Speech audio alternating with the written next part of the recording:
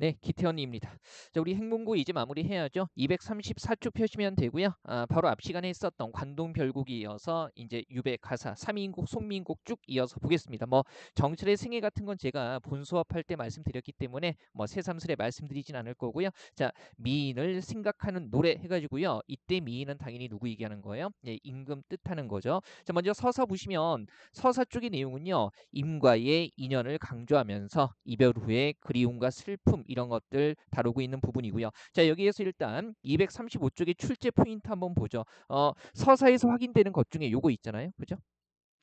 연지분이 있지만은 누굴 위하여 고의할까라고 곱게 단장할까 해가지고요. 이 연지분에서 바로 시적 화자가 뭐로 설정돼 있다라는 거, 여성 화자로 설정돼 있다는 거 확인할 수 있을 거고요. 뭐 충신 연주지사 계열에서는요. 유배온 신하가 다 사랑하는 님과 이별한, 사랑하는 남성과 이별한 여성 화자로 설정되어 있죠. 그다음에 시상 전개 방식 내용과 관련해 가지고요. 이 부분 한번 보죠. 그죠? 여기인데 여섯 번째 줄이네요. 늙거야 무슨 일로 외워두고 외따로 두고 그리워하는가라고 해가지고 여기에서 시적 화제의 현재 상황, 그죠? 늙고 나서야 사랑하는 인과 떨어진 상태에서 그리워하고 있다라는 거. 이거 말 그대로 유배와 있다는 처지 같은 것들 보여주는 거죠. 그다음에 우리 왜 떠올려 보세요. 삼인국 같은 경우는요. 본사 부분이 봄, 여름, 가을, 겨울, 그죠? 계절의 흐름에 따라서 전개되고 있기 때문에 본사 부분에서 계절감을 형상화하는 거, 그다음에 님에 대한 사랑, 변함없는 충성심을 이야기하는 소재들이 하나씩 등장하죠. 그래서 일단 보세요. 자, 서사 부분 넘어가서 본사 보시면 여기 자 2번이죠. 동풍이 건듯 불어 해가지고 여기에서 뭐가 드러나요? 봄의 계절감이라는 게 그대로 드러나고요. 그 다음에 님에게 뭘 보낸다고 나와 있어요. 님에게 뭡니까? 피어있는 매화를, 그죠? 매화를 꺾어내서 님 계신데 보내고자라고 해가지고요. 이거 매화 자체는 님을 향한 사랑과 정성이고요. 매화 비롯해서 이 사군자는 기본적으로 충신의 지조와 절개를 뜻하는 거죠. 그래서 사랑과 더불어서 변함없는 충성심을 뜻하는 소재라는 거. 이거 한번 생각하셔야 되고요. 자, 다음에 자, 3번에 이제 본사 이 부분인데 역시 계절감 형성하고 있는 거 한번 보죠. 그죠? 뭡니까? 예, 녹음이라는 거. 그죠? 꽃이 지고 나서 녹음. 우리 왜 녹음 그러면요. 풀과 나무가 푸르게 우거져 있는 것을 녹음이라고 얘기를 하죠. 그래서 여름이라는 거 생각할 수 있을 거고요. 역시 이제 봄 노래에서 대응되는 거. 매화와 대응되는 게 뭐가 있어요? 님에게 뭘 보낸다? 그렇죠. 님의 옷을 보낸다라고 얘기를 하고 있죠. 그죠? 일단은요. 원한 건 보여놓고 오색선 풀어내서 요거 님의 옷을 지연이니 해가지고요. 사랑과 정성, 그 다음에 충성심 이런 것들 알아두는 게 좋고요. 그 다음에 이제 보내려고 하니까 뭐가 껴있어요? 산인과 구름인가 머흐도 멀시고 험하기도 험하구나 해가지고요. 님과 나 사이를 가로막는 뭡니까? 이 산과 구름은 간신. 장애물 간신이라고 생각할 수가 있겠죠. 자, 그 다음에 가을 노래로 갑니다. 역시 계절감 나타내는 거 찾아낼 수 있어야 되죠. 뭡니까? 설이 김 해가지고요. 설이 내릴 무렵에 기러기 울며 갈 때에서 이 설이와 기러기라는 게 바로 뭐예요? 가을의 계절감을 형상화해 주는 거고요. 그다음에 시어에서 특히 중요한 거 이런 거 동산에 달이 배고 그다음에 북극의 별이 벤이라고 해가지고요. 하늘에 떠 있는 광명의 존재나 그다음에 북극의 별이라는 거 이거 북극성 얘기하는 건데 중심이 되는 별이죠. 이거 둘 다 누구 뜻하는 거예요? 님 임금을 뜻하는 거고요. 그다음에 여기에서 보면 청광, 그죠? 맑은 달빛을 일으켜내어 님 계신데 보내고 싶다라고 해가지고요. 이 청광 역시 봄에 뭡니까? 매화, 그리고 여름에 님의 옷에 대응이 되는 겁니다. 그리고 여기서는요. 일단 청광이라는 소재 자체가 앞에서 얘기했던 매화라든가, 그죠? 그리고 님의 옷에 대응된다라는 거 의미가 비슷하다라는 것도 알아두시고요. 여기서 조금 내용상 잘 봐야 되는 게 그죠? 맑은 달빛을 그죠? 일으켜내서 봉황루에 보내고자라고 해가지고요. 이렇게 님에게 빛을 보낼 테니까 온 세상에 다 비추어서 깊은 산 외진 골짜기까지 대낮같이 만들어 달라 그러면 임금의 은혜, 임금의 빛이 온 세상에 미치도록 해달라는 거니까 뭐예요? 임금의 선정을 바란다라고 얘기할 수 있을 거고요. 그다음에 달빛이라는 건 만져낼 수 없는 건데, 그죠? 만져낼 수 없는 건데 그것을 일으켜내서 보낸다, 만질 수 있는 것처럼 표현하고 있기 때문에 이거 만질 수 없는 대상을 만질 수 있는 것처럼 표현하는 거.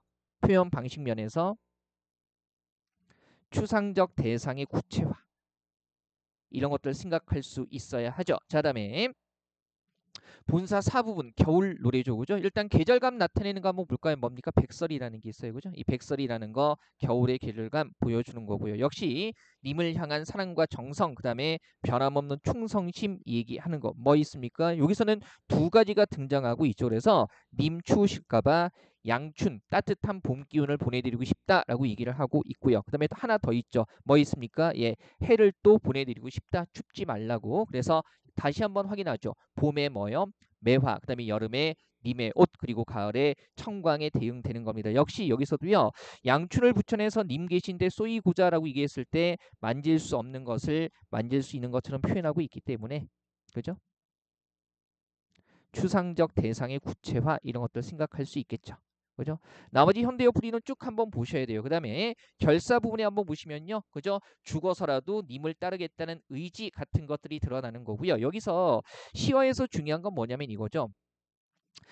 살아서 볼 수 없다면 차라리 죽어서 뭐가 되겠다고 얘기하고 있어요? 범나비가 되겠다라고 해가지고요. 이게 바로 시적 화자의 분신이 되는 거고요. 그 다음에 다시 만나기는 만나는데 살아서 만나는 게 아니라 죽어서 만나기 때문에 현재 상황을 극복한다는 점에서는 초월이지만 그죠? 이겨내는 거죠. 하지만은 죽어서야 이별에 있는 상황을 극복하는 것이기 때문에 비극적인 초월이라고 우리가 얘기할 수 있을 거고요. 물론 이걸 통해서 강조하고 있는 것은요. 이것을 통해서 강조하고 있는 것은 죽어서도 변함없는 충성심을 강조하고 있는 겁니다. 자, 출제 포인트 종합 한번 보죠. 주제는 단순하죠. 임금에 대한 충절, 그 다음에 임금을 그리워하는 마음, 신하로서 영군 지정 이런 것들 얘기할 수 있을 거고요. 이런 내용을 담고 있는 거 우리가 전형적인 뭐라고 얘기합니까?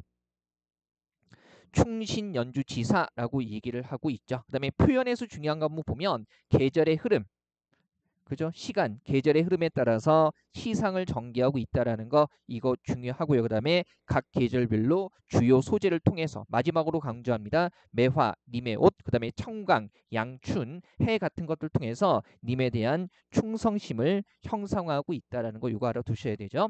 자, 송민곡도 주제축은 똑같습니다. 다만 3인국 속편인데 이거 뭐로 되어 있죠? 두 명의 화자가 등장하죠. 그래서 감녀와 을려라는 두 명의 화자의 대화체, 대화 형식, 그 다음에 대화를 주고받는 형식 이렇게 얘기할 수도 있겠죠. 그죠? 말을 주고받음 이렇게 얘기할 수도 있을 거고요. 항상 이렇게 시적 화자가 이제 여러 명으로 설정돼 있을 때는요. 사실적인 이해 차원에서 어디부터 어디까지가 누구의 말인가라는 거 명확하게 파악할 수 있어야 되죠. 일단 처음에 나오는 이 부분은요. 뭡니까? 첫 번째 화자의 말, 감녀가 질문하는 거죠. 그죠? 어쩌다가 이별하고 누굴 보러 가니? 라고 질문을 하고 있고요. 그 다음에 여기서 시어 차원에서 본다면 천상배곡경, 우리 왜 천상의 공간, 궁궐들은요 언제나 경복궁에 대응이 되죠. 임금 계신 궁궐에 대응이 되는 거고요. 자, 그다음에 서사 이 부분에서는 누가 대답하는 거예요? 을려가 대답하는 거죠. 그러면 지금 이별한 사람이 을려고요. 그래서 이 을려가 바로 누구를 대변하는 입장이에요. 정처를 대변하는 화자다라는 거 생각할 수 있을 거고 일단 시적 화자의 정서와 태도하고 관련지어서 한번 보면 이런 거 보세요. 내 몸에 지은 죄가 매같이 산같이 쌓였으니 하늘을 원망하며 사람을 탓하겠는가 서로 풀어 생각하니 이게 다 중물주의 탓이로다. 내 힘으로 통제할 수 없다는 거죠. 그래서 다 내가 지은 죄 때문이고 그죠? 하늘의 탓이기 때문에 내 힘으로 통제할 수 없다. 체념하고 있는 거죠. 그래서 자책과 체념 같은 것들이 드러나고요. 출제 포인트 중심으로 잘 보세요. 자, 그 다음에 3번 지문 한번 보시면 242쪽인데 본사일에 그렇게 생각하지 마시오라고 해가지고요. 다시 누구 감녀가 위로하는 장면 나와 있습니다. 그래서 이런 것들 보면 지금 이 송민국에서는요. 감녀가 을려가 즉 정처를 대변하는 을려가 자신의 사연을 풀어낼 수 있도록 하면서 을려를 위로하는 역할을 하고 있다는 거 요거 생각하셔야 될 거고요. 4번에서 다시 누구의 말이 이어집니까? 을려의 말이 이어집니다. 그죠? 그래서 떨어져 있음에도 불구하고 님이 계속 걱정된다라고 얘기를 하고 있고요. 이런 부분이죠. 님을 모시고 있어서 님이를 내가 아는데 물 같은 얼굴이 연약한 몸이 편하실 적이 몇 날이었고 그죠? 봄 추위와 여름의 더위 그다음에 가을 겨울날은 누가 모시고 있는가? 식사는 잘 하시고 잠은 잘 주무시는지 그죠? 계속 걱정하고 있다는 겁니다. 그래서 이러한 걱정이라는 것이 신하 입장으로 해석한다면 님에 대한 변함없는 충성심하고도 관련이 되는 거죠. 자, 5번 지문에서도 계속 을려의 말 이어집니다. 님의 소식을 알고 싶어서 여기저기 헤매는 장면들 나와 있고요. 일단 여기서 시어도요 굉장히 전형적이죠. 이를테면 1월이라는 거. 하늘에 떠 있는 광명의 존재이기 때문에 누구 상징하는 겁니까? 임금 상징하는 거고요. 그다음에 임금을 보려고 했는데 님을 보려고 했는데 구름과 안개, 그죠? 그다음에 바람과 물결 때문에 쉽지 않다는 거죠. 조금 전에 사미인곡에서도요 뭐가 나왔었어요? 산인가 구름인가 험하기도 험하구나. 그다음에 송미인곡에서는 구름과 안개, 바람과 물결 해가지고요 장애물, 간신히 이걸로 형상화되어 있다는 거고요. 그다음에 표현 면에서 본다면 요거 보세요. 그죠? 사공 없이 빈배만 걸려 있는데 혼자 있다는 점에서 뭐예요? 외로움을 떠올리게 하는 거죠. 요거는 감정이입은 아니에요. 빈배가 어떤 감정을 느낀다라고 직접 얘기하고 있지는 않기 때문에 다만 사공 없이 남아있는 빈배를 보면서 혼자 있다는 점에서 외로움을 떠올리게 하기 때문에 이런 것들 뭐가 되는 거죠? 예, 객관적 상관물이라고 얘기할 수 있겠죠. 보시고요. 그다음에 6번 지문에서 이제 을려의 말 계속 이어집니다. 혼자 있는 슬픔 그리고 꿈속에서 님과 제어하고 있다라는 거 나타나는 거고요. 얼마나 보고 싶은 마음이 간절했으면 꿈에서 만났겠어요. 그래서 여기서는 시어 차원에서 그죠? 님을 보고 싶어하는 화자의 간절함과 정성이 꿈에서 만나는 상황을 통해서 형상화되어 있다라는 거 요거 알아두시고요. 그다음에 결사 부분 한번 보시면 죽어서라도 님을 따르겠다는 소망 같은 것들이 드러나죠. 그죠? 그래서 우리 왜 3인국에서 범나비, 호랑나비가 시적 화자의 분신이었던 것처럼 여기에서도 뭡니까? 나궐, 을려의 분신이 되는 거죠. 그죠? 그래서 이거 한번 확인하시고요. 역시 살아서 못 만나기 때문에 차라리 죽어서 그죠? 지는 달이 돼서 님에게 비치겠다라고 얘기를 하고 있기 때문에 역시 어떤 양상이 드러나는 겁니까? 그렇죠? 비극적인 초월의 양상이 드러나는 거고요. 그다음에 맨 마지막 부분은 다시 여기까지 을려의 말이고요.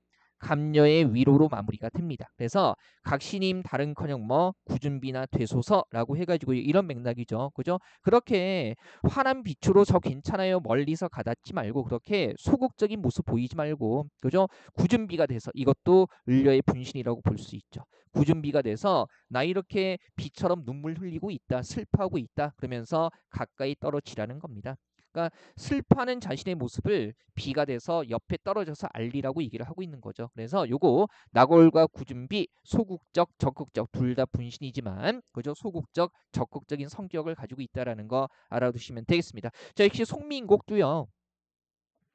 임금에 대한 변함없는 충절, 연군 지정 같은 게 드러나는 거고요. 그 다음에 당연히 충신연주지사라고 얘기할 수가 있겠죠. 다만 이제 3인곡과 달라지는 부분은 대화체, 대화 형식 그리고 말을 주고받는 형식으로 되어 있다는 거 기억해 두시고요. 자, 물론 한자어가 아예 없는 것은 아니지만 정철의 관동별곡, 3인곡, 송민곡 중에 세 개 중에 상대적으로 우리말의 아름다움을 잘 살린 게 송미인곡입니다. 끝나는 마지막 부분의 글자 수도 보시면요. 3, 그 다음에 6, 4, 3 해가지고요. 시조 종장의 글자 수와 한 글자 정도 차이가 나죠. 그래서 공무원 시험에는 가끔 나오니까 이런 거 형식적으로 정격 가사라고 한다는 거 이거 알아두시면 되겠습니다.